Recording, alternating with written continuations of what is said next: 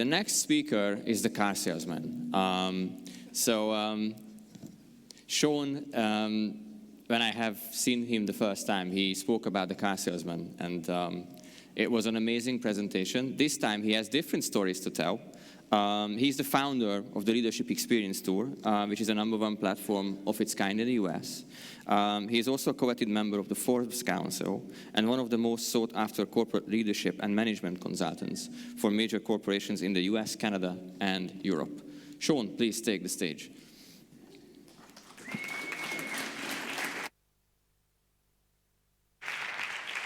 How you guys doing? Good lunch?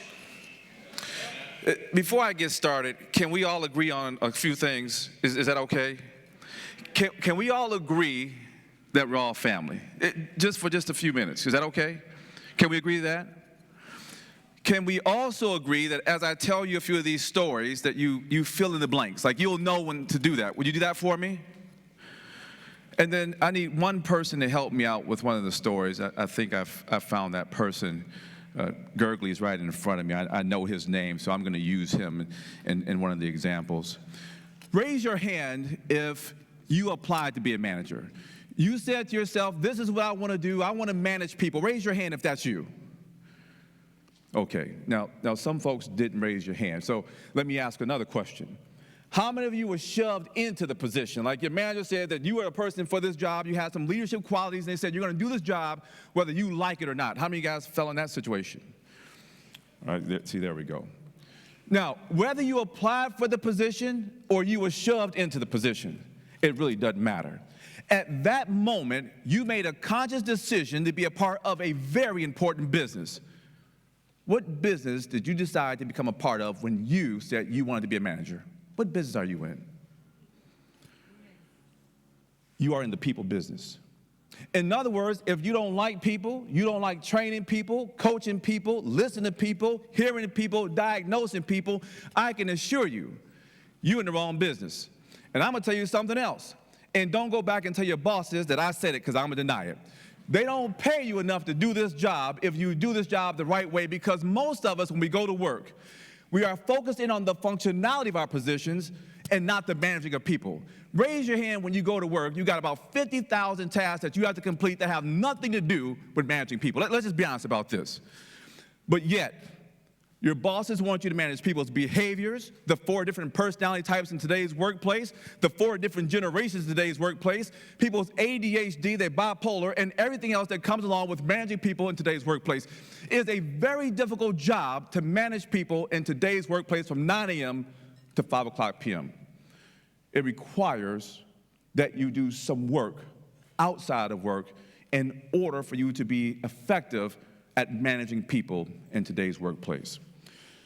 And so what I'm going to do is I'm going to share with you some very real stories that will make a point and encourage you to do several things when you go back to work. The first story I'm going to tell you about is about a friend of mine. His name is Jim. I've been knowing Jim for about 7 or 8 years. He's a fitness coach. Like, the man works out all the time. He's got a lot of clients. He eats like really good food. He's really slender. He wears nice jogging suits every single day. Like, the man goes to church in a jogging suit. He don't put any medication in his body because medication, he considers that to be pollution. He's always telling me, Shawn, you need to start eating clean. I don't even know what that is exactly, and I don't ask no questions because that's an hour and 25-minute conversation waiting to happen. So one day, he calls me up, and he says, Shawn, I've been having these massive headaches over the past 3 days. They're so bad, I can't even function. I said, well, Jim, most normal people, what they do right around this time, they go to the pharmacy, they pick up some Aleve or some aspirin or something like that. Well, he don't like going to the pharmacy, and he don't like taking medication. But he goes anyway, because his head is hurting just that bad. So he goes to the pharmacy, he picks up some aspirin, he goes back home, he reads the instructions on the bottle, and he takes the medication just like the bottle says. And he calls me back 2 days later, He says, Shawn, I went to the pharmacy. I've been taking the medication just like it's instructed me to do, but my headache has gotten worse. How many of you have ever experienced a migraine before? Jim said he had migraine times 5. I said, Jim, well, most normal people, what they do right around this time, they go to the hospital. They get checked out. Something's probably wrong with you. Why don't you go to the emergency room? He don't like going to the hospital, but he goes anyway because his head is hurting just that bad. So, guys, he goes to the emergency room. You guys know what happens next. They hook him up to the machines. They check his vitals, his heart rate, his blood pressure. Then they send him back to a room, and he's waiting for the doctor for about 2 hours. And the doctor comes in and says, hey, my name is so-and-so. Jim, what brings you in today? He said, Doc, I've been having these massive headaches over the past 5 days, and they've been so bad, I can't even do my job. To make a long story short, the doctor said, Jim, you are the 5th male that has come in the last 9 months, and we diagnosed the first male incorrectly. But now we know exactly what it is. Now, when Jim heard this, he felt relieved. Well, Doc, well, what is it? What do I have? The doctor gave him the medical terminology. I can't pronounce it. It's some long word. I can't tell you what it is. And Jim says, okay, that's great. Well, how do we address the issue? And the doctor gave him the medical terminology for the surgery that he needs to have. Well, I can't pronounce that either. But I can pretty much tell you what the surgery was. The doctor basically said to Jim, we're going to have to cut your man parts off, and that's going to relieve the pressure that you're feeling in your head. Now, when Jim heard this, he says, well, Doc, that don't sound right to me. What kind of degree you have? What kind of certifications you got? That just sounds kind of off. So the doctor further explained the intricacies of the surgery. And once he explained it, Jim understood it. He didn't like it, but he understood it. The doctor says, why don't we do this? I'm going to give you some medication that will relieve the pressure momentarily.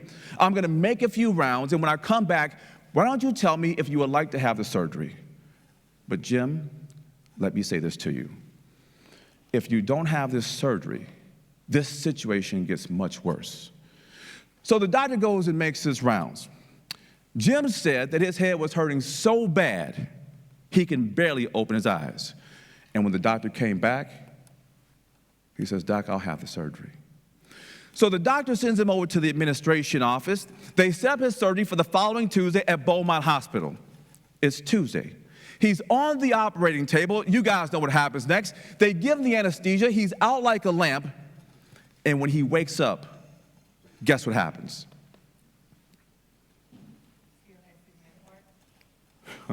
No, they had the surgery. His headache was gone.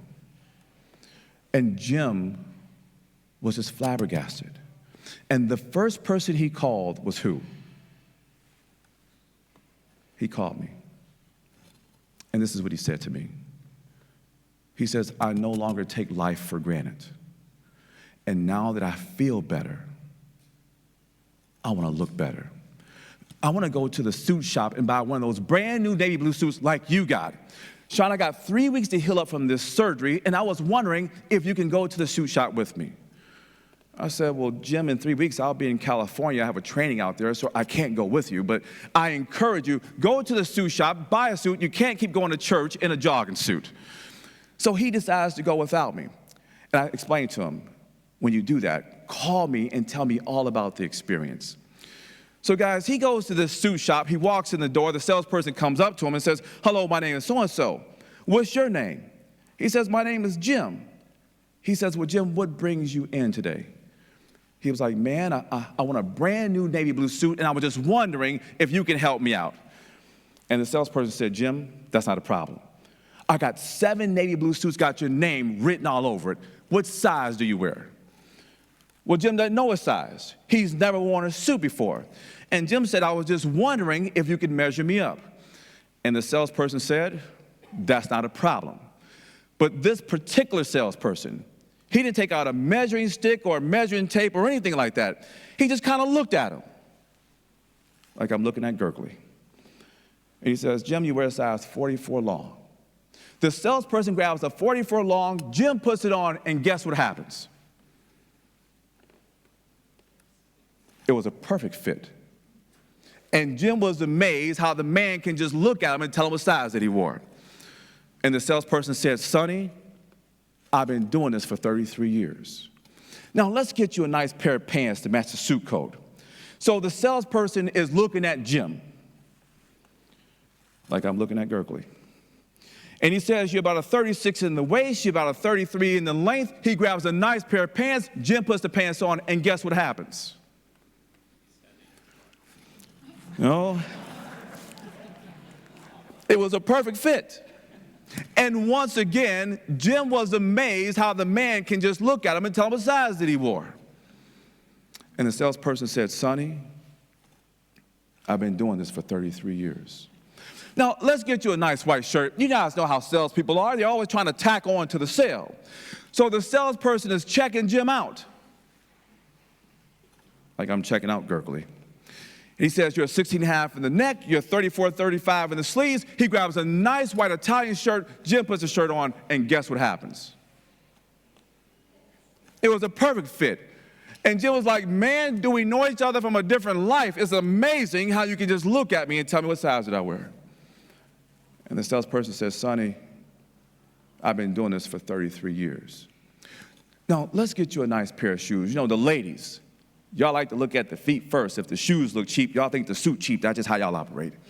So the salesperson is checking Jim out, like I'm checking out Gerkley. And he says you wear a size 13 in shoes. He grabs a nice pair of Italian shoes, Jim puts them on, and guess what happens?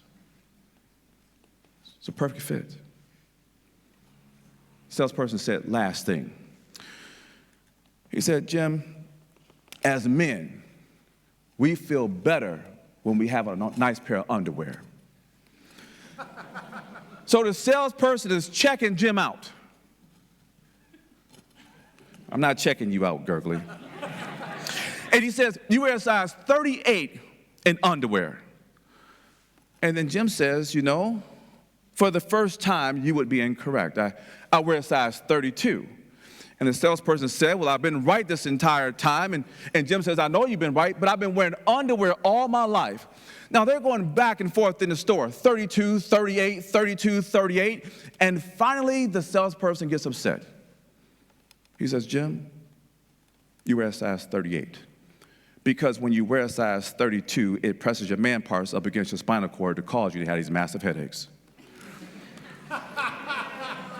The man didn't need surgery, he needed bigger underwear.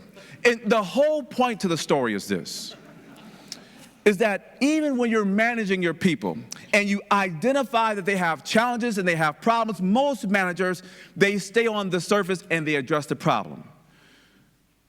A lot of managers never ask the right questions to understand the cause of the problem. Do you guys know that every employee that you have that works for you, they have gaps? Some of your employees are not performing at the highest level because they don't have all the necessary skills to perform at the highest level. That's called a skills gap. Some of the employees that work for you are not performing at the highest level because they have an education gap. That's why they're not performing at the highest level. Some of the folks that's working for you, they don't know their job from A to Z. That's what we call a knowledge gap. How many of you have evaluated what your people know and what they don't know about their current position? It's something that we should do. There's one more gap that's called the motivation gap. How many of you guys have some folks, when they come into work, they just say, you know what, I don't feel like it today. That's what we call the motivation gap. My whole point to you is that understanding why these gaps exist is extremely important. And so instead of addressing the actual problem that you see on the surface, I encourage you to identify the cause of the problem and then remove the cause. And you'll find that the problem will then disappear. If you address the problem that's on the surface, what you'll find is that it may dissipate momentarily, but sooner or later it starts to do what? It starts to resurface again. Guys, that's story number one. Story number two piggybacks off of this. First, we have to identify our people's blind spots and understand the causes of them. And then once we do that, we have to insert some coaching and some training to address those particular issues. Because if we're not training our employees on a consistent basis in identifying those blind spots, you'll find that there are undercurrents that will rise up. And sometimes those undercurrents can be very drastic. I'm going to tell you about another friend of mine. Back in 2001 and 2005, I got hired as the vice president of training for one of the largest T-Mobile dealers in the U.S. And at the time, I don't know if you guys remember this, but there used to be these kiosks in the mall. And they would sell these wireless phones, and they were free. And you had these young kids would pull you over and say, hey, once you buy today, buy a free phone. It's like an impulse buy. Like, we had 435 locations across the country with these young kids trying to pull you over to sell you a free phone back in 2001 and 2005. A lot of people didn't know it, but those young kids were around the age of 18. They were making about $60,000 a year, commission only, back in those days. The guys that were running the store, they were called sales managers. Those guys, on average, were making $100,000 a year. They're about 19 to 20 years of age. The market directors were overseeing 16 locations in a particular market, and those guys were making about $300,000 a year. They're about 22 to 23 years of age. All I'm saying to you, it was a young company, and they were making a lot of money. And so when they hired me in, they had the 435 locations. I had 125 trainers that were under my umbrella. I had 3 graphic designers. I had 2 training coordinators. And I had a great staff. And they said, Shawn, we're going to add 200 more locations to our portfolio. And we need you to add a 5th national trainer to your staff. I'll never forget it. His name was Phil Black. And when I hired Phil Black, I explained to him that he was supposed to have new hire training in week 1 out in California. I live in Detroit. But because of my work schedule and my travel schedule, I told him that he will not get training until week 3. Now, I want you guys to understand that I was lying to him. I didn't feel like going to California to do the training, but that's what I told him. But I said, Phil, in the meantime, I would like you to travel out to Seattle and work with Rob Ford. He's the market director out there, and he's going to help you understand the lingo of the wireless industry. See, Phil wasn't from the industry. And then in week 2, I would like you to go out to Chicago and work with Rich Swice, who's the market director out there, to give you the Midwest flavor. And he'll help you to better understand the lingo. That way, when you do come to new hire training, you will understand the information that's being given to you. Now, once again, this is all stimulated because I didn't feel like going to training. Now, in week 2, I just happened to be on a phone call with another national trainer. Her name was Laura Malwitz. I'll never forget her. And I will always demonstrate free-rein leadership with Laura on the call. In other words, I allowed her to dictate her travel schedule. I allowed her to dictate what trainings she wanted to put into each market. And I would just listen and just have a great time with her. It was a wonderful conversation every time I had my one-on-one with her. But in the midst of that conversation, I get a phone call from Phil Black. But I didn't answer the phone because the experts say anytime you're having a one-on-one conversation with your employee, you're supposed to give them your undivided attention. That's what the experts say. So I'm back having a conversation with Laura, and I'm having a good time. And then about 10 seconds later, guess who's calling me? It's Mr. Phil Black. But I didn't answer the phone, because the experts say that anytime you're having a one-on-one conversation with your employees, you're supposed to give them your undivided attention. So I didn't answer the phone. And I'm back talking to Laura, and I'm having a great time. And about 10 seconds later, guess who's calling me? It's Mr. Phil Black. Now, that's what I call unusual behavior. Something's wrong. Guys, this was just a hunch. This is a very true story, by the way. And I said, Laura, can you do me a favor? And I wasn't near my computer. Do you mind going to your computer and see if corporate had sent something out that may confuse someone new in the organization. It was just a hunch. She said, Shawn, that's not a problem. So she steps away from the phone. She goes to her computer. She comes back 4 minutes later, and when she comes back, she's cracking up. I said, Laura, well, what's so funny? I would like to laugh too. She said, well, Shawn, there's a picture of Phil Black in my email. No. There's a picture of Phil Black in everybody's email. It went across the company's distribution list. I said, well, Laura, there's nothing wrong with the picture. What kind of picture is it? Well, he don't have a lot of clothes on, Shawn. Now, Laura, when you say that he don't have a lot of clothes on, you mean like he's got on tank tops and basketball shorts or something like that? She goes, no, he about naked in this picture. Now I know why Phil Black has been calling me. I said, Laura, can I call you back? She said, Shawn, go handle your business. So I had to get myself emotionally to have this conversation with Phil, and I thought maybe I should call the HR department, but they're probably already working on this already. So I get myself together, and I'm real polite. I say, hey, Phil, I noticed that you called me a few times. I was just wondering, how may I help you? Now, Noah, I already know what's going on here. And you can hear the tremble in his voice. Hey, Shawn, man, I just want to apologize to you up front, man. I'm just so embarrassed right now. I say, Phil, you scare me. We all make mistakes. What's wrong? Well, I was sending a picture to my girlfriend. I stopped him. Now, Phil, when you sent this picture to your girlfriend, did you send it through your personal email or the company email? He said, well, I sent it through the company email. I stopped him. I said, you shouldn't have done anything like that, Phil, but that's okay. We all make mistakes. What kind of picture was it? Well, Shawn, it's her birthday, and it was meant to be a sexy kind of picture. I stopped him. Now, when you say sexy, how sexy of a picture we talking, Phil? And he said, well, Shawn, I didn't have a lot of clothes on. I said, you mean like you had on some basketball shorts, a tank top, or something along them lines? He said, no, Shawn, that's not exactly what I mean. Now, I drugged this out. I made him feel real bad about this. But my emotions were starting to rise up. The experts say that anytime you're in an emotional conversation with your employees, there's a few things that you can do to calm down.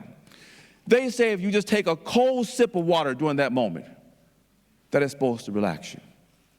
That ain't work for me. That may work for you.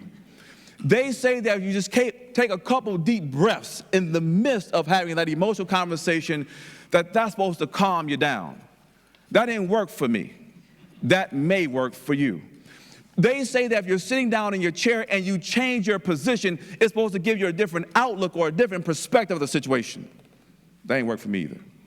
The only thing that worked for me at that moment is take a break. Give me 2 hours. Give me 24 hours. Let cooler heads prevail. Now, I had a decision that I need to make. This is a very young company. I was 35 at the time. My boss, the executive VP, his name was Mike Gormley. He was 27 years old, and I'll never forget it. So instead of calling the HR department, because this wasn't T-Mobile corporate, this was a T-Mobile dealer, these young guys owned the company, I decided to call him because he and his boss, who was the CEO of the company, John McAvoy, I'll never forget it, they're going to end up making the decision on this. And when I called Mike Gormley, guess what he was doing when I called him? He was cracking up. And I said, Mike, I don't have time for your jokes. How do you want to handle this situation? He said, well, Shawn, what happened? I said, I don't know. I got so upset with Phil, I had to get off the phone with him before I blew up. And he made this real simple for me. He said, Shawn, whatever Phil did, just tell him, don't do it again. It was just that simple. I said, Mike, I can handle that. So I get off the phone with Mike, and I get myself together, and I was real calm. And I called Phil. I said, hey, Phil, how's everything going? He said, Shawn, not so good. I said, well, I got great news for you. You got a job. And I got my job. And Mike still has his job. We just need to know what happened here. And this is what he told me. He said, Shawn, I think someone broke into my email, went into my sent folder, saw the photo, and as a company practical joke, they sent that photo through the company's distribution list. I said, Phil, that makes a lot of sense. Change your password. And I didn't chastise him. I just got one bit of advice to you. I wouldn't send a picture like that through my personal email, let alone the company email. Never do that again. And that was the end of our conversation. That was it. He calls me back 3 days later with the same tremble in his voice. I said, Phil, what is it? He said, well, Shawn, I didn't realize it, but they changed my signature. I said, what'd they change it to? See, it's supposed to say Phil Black, National Sales Trainer. Now it says Phil Black, National Sex Trainer, and the sex was highlighted in red, and he was sending emails to Motorola, Samsung, Nokia, all of our vendors. This is the most embarrassing thing of all time. Here's my point. New hire training was supposed to happen when? In week 1. Guess what we cover the first day and the first hour of new hire training? Email ethics, and we have everyone change their password. Back in those days, our emails were pretty consistent. Mine was shawn.fair@tmsmail.net. His was phil.black@tmsmail.net. And everyone's password back in those days was 1234. He never changed his password. But my point is this. Had I had the training when I was supposed to with Phil, that undercurrent would have never occurred. If you have people that's on your staff right now and you don't know what they don't know about their jobs, sometimes the undercurrent from that can happen right away, or sometimes you may not see the undercurrent for 2 years. But when the undercurrent starts to rise up to the top, in some cases it can be irreversible. I encourage you, if you haven't done this, evaluate what your people know and they don't know about their jobs and put the training in place. Story number 3, if you want to be a great leader, we just understand that we have to identify our people's blind spots and understand the causes of those blind spots. And then number 2, we have to be great at training our people to overcome those blind spots. Number 3, you have to be a great decision maker. One of the companies that I'm contracted with, they're a big city in the United States. I won't name the name. They have 857 employees, and the chief engineer, who's an elected official, called me up one day and said, hey, Shawn, you were highly referred, and we were wondering if you can come in and do some accountability training for my directors and mid-level managers and even our executives, because over the past 20 years, we've been very poor at holding folks accountable. And I said, well, that sounds like a pretty good job. I wouldn't mind doing that for you. And I got some more information from them, and I decided to put together an accountability training. So I go out to this big campus, and I did accountability training for 2 weeks with the executives, the directors, and the mid-level managers. And let me tell you, it was a phenomenal training. They enjoyed it thoroughly.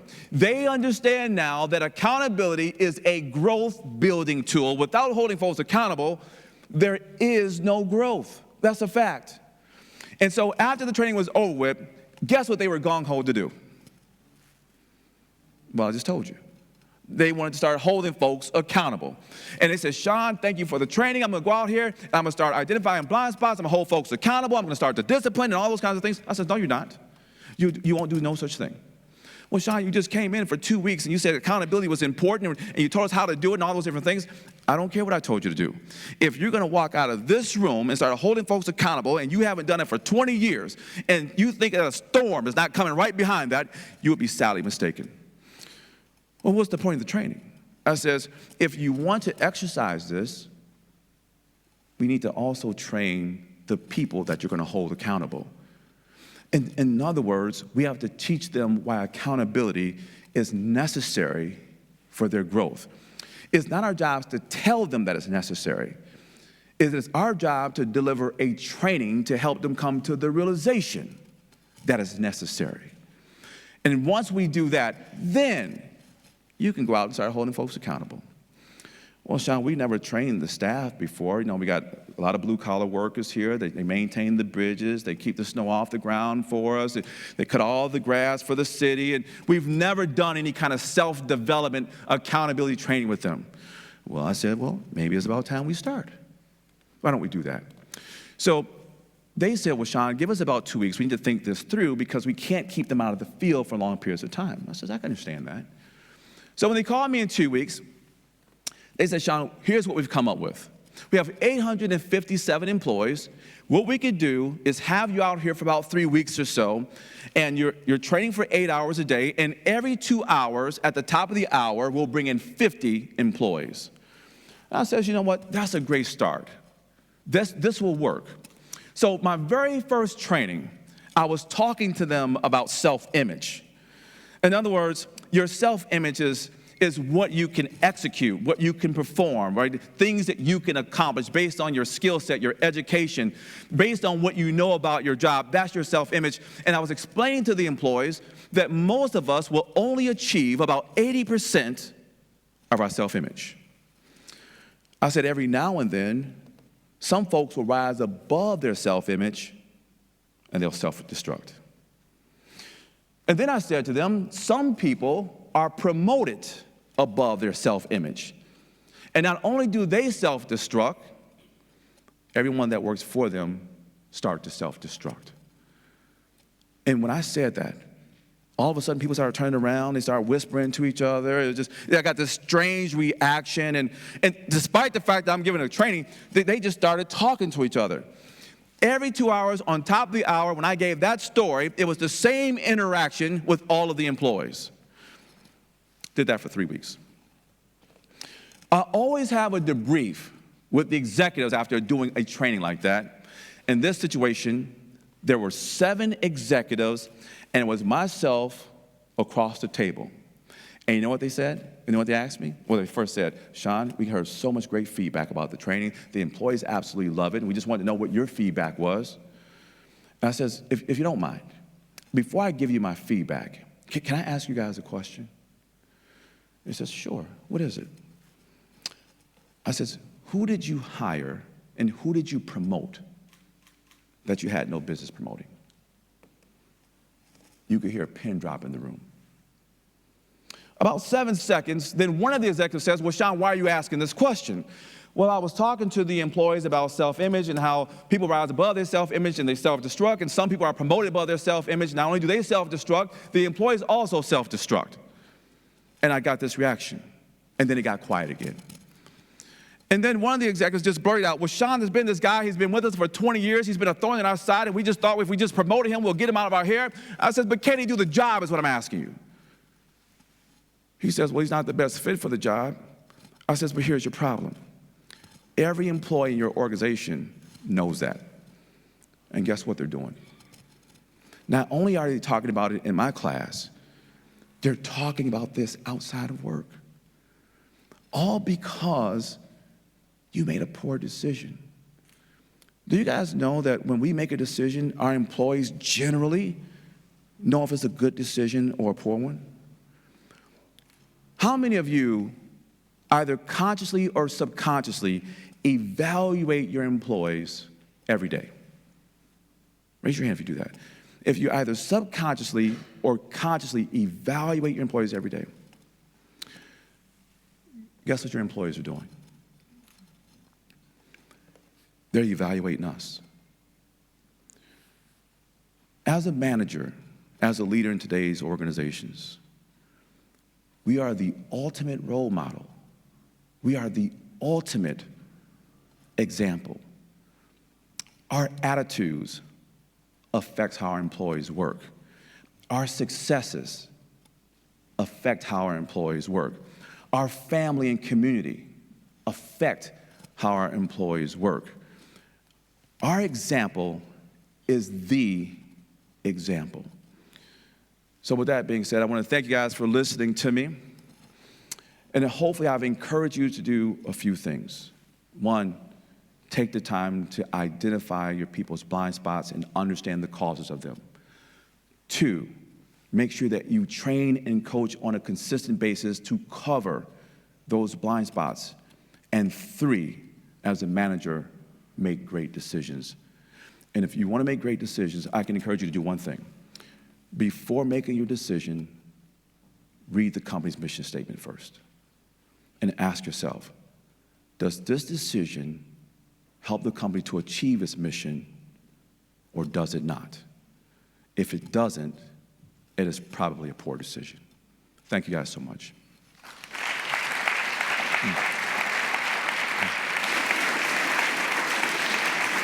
Thank you. We have a few questions and we have some time for Q&A. So let's start with the first one. What's the best way to find blind spots? Do you use any framework or tool for this? The best way to find blind spots, and this practice has just gone away from today's workplace because we're just so busy.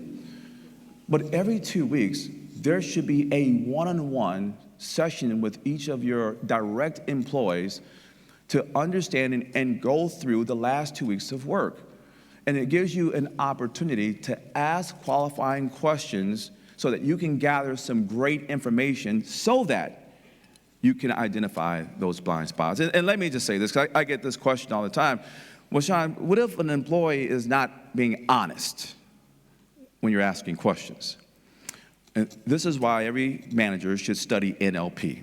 How many guys are familiar with NLP, neuro-linguistic programming? So if I'm asking questions, which is what you're going to do in this particular scenario, if I ask a question and the employee's eyes go up and to the right, it is probable you're going to get an untruthful answer. If I ask an employee a question and there's a deep pause before they answer it, it is probable you're going to get an untruthful answer. If you ask an employee a question and you see rapid eye blinking, now you know everybody's eyes blink, but if you see rapid eye blinking, it is probable you're going to get an untruthful answer. And if you see 2 or 3 of those things going on, they're probably not being quite honest with you. Continue to qualify so that you can get the right information to make informed decisions. And by the way, don't go using that stuff on your spouses. This is for work. Okay. Thank you. Okay. What should you do if you know that your technical manager is clearly doing something wrong?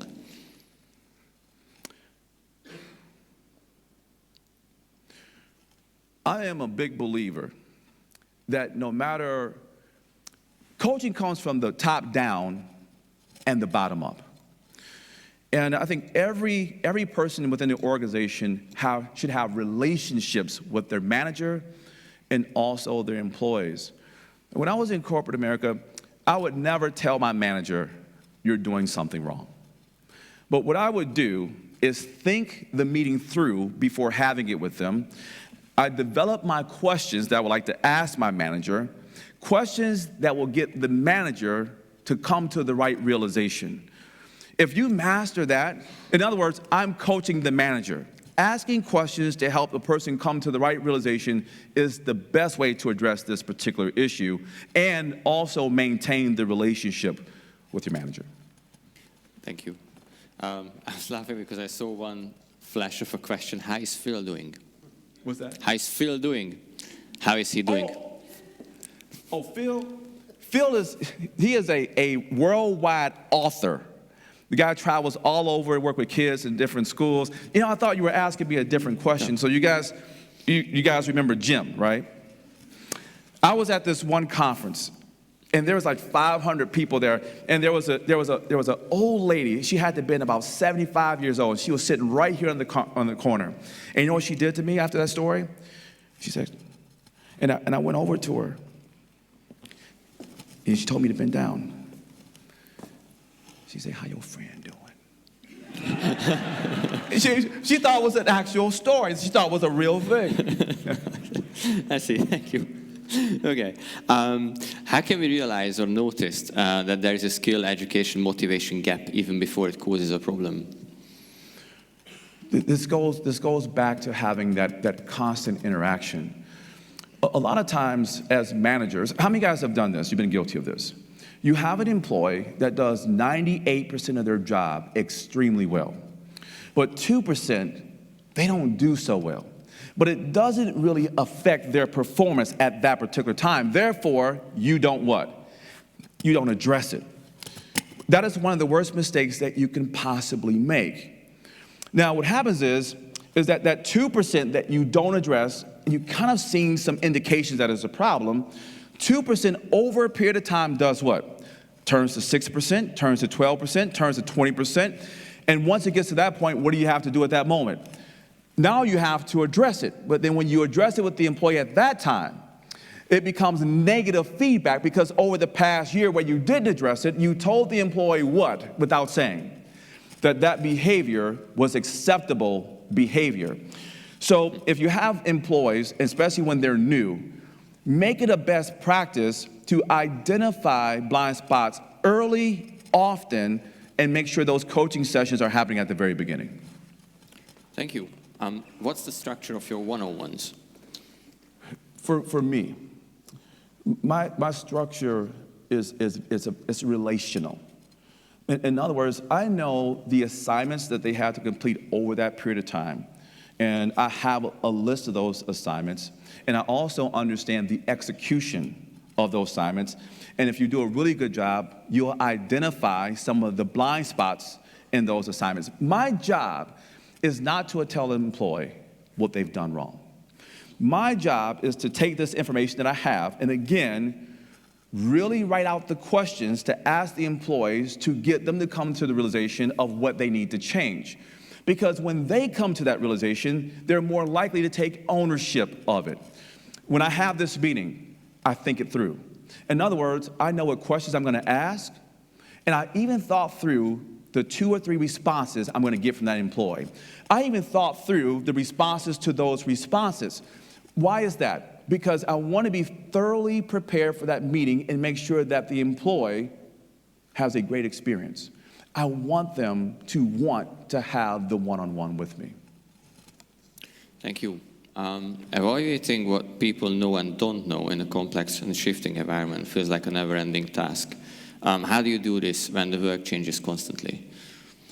That becomes a really big challenge. The one thing that I can share with you is this, is that when new employees are coming into the workforce, right, how many can agree they go through some kind of onboarding training? How many of you guys can agree with that?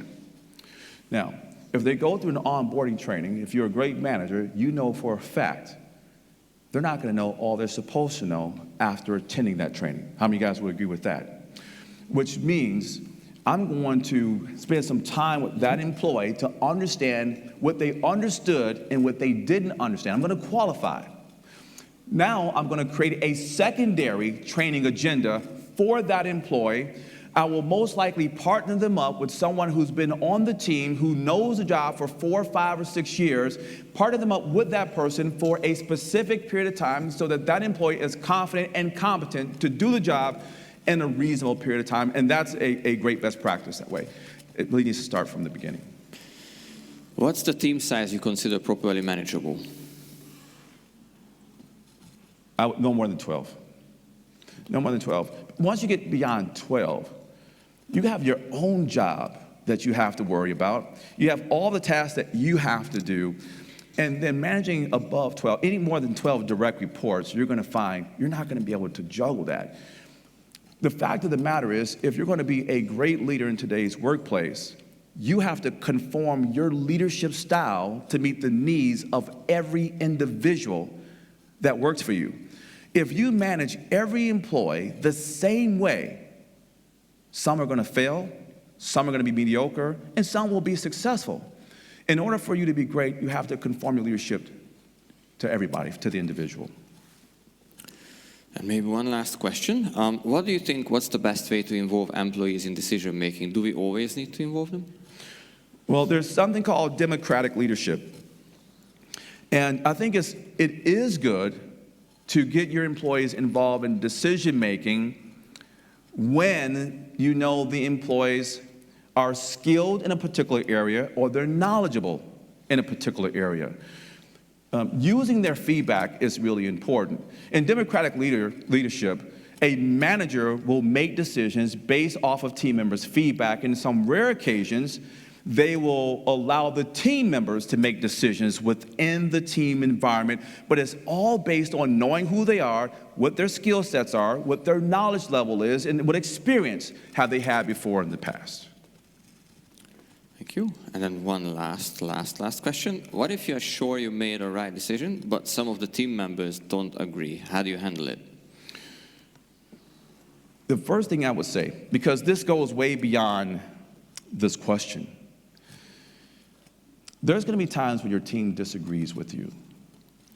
What I would encourage you, the most important thing that you could do to compensate for this is to establish a great relationship with your employees.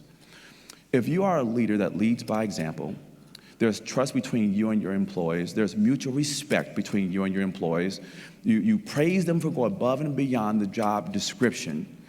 And there, you have experience in understanding people. You establish a credible relationship. And even though you may not make the decision they feel you should make, those employees, because there's an established and credible relationship with you, they willingly follow. Thank you very much. Yeah. And also thank you for coming and being here with us. Thank you. Thank you. Thank you very much.